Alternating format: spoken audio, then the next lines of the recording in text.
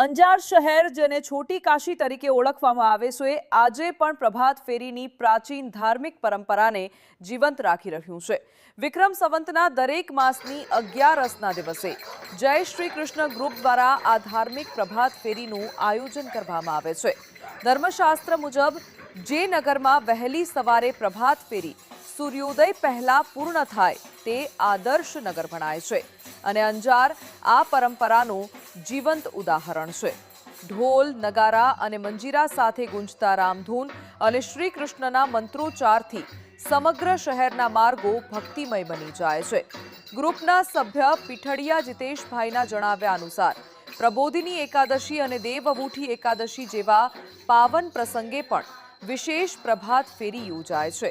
આ ફેરીમાં બાળકો, યુવાનો, બહેનો અને વૃદ્ધો ઉત્સાહભેર જોડાય છે। ફેરી શહેરના દરિયાલાલ દાદા મંદિર, મોહનરાયજી મંદિર, જલારામ મંદિર, હનુમાનજી મંદિર અને અન્ય અનેક પવિત્ર મંદિરો પરથી પસાર થાય છે। દરેક માસની સુદ અને વદ બંને એકાદશી પર આ પરંપરા નિયમિત રીતે જળવાયેલી રહે છે। પ્રભાત ફેરીનું સમાપન રામસખી મંદિરે કરવામાં આવે છે, જ્યાં ભક્તો શ્રીરામને થાળ ધરાવે છે અને હનુમાનજીની આરાધના કરે છે। આ રીતે અંજાર શહેરની ગલીઓમાં ધાર્મિક ભાવના, ભક્તિભાવ અને પરંપરાની સુગંધ ગુંજતી રહે છે, જે શહેરની આધ્યાત્મિક ઓળખને વધુ સમૃદ્ધ બનાવે છે।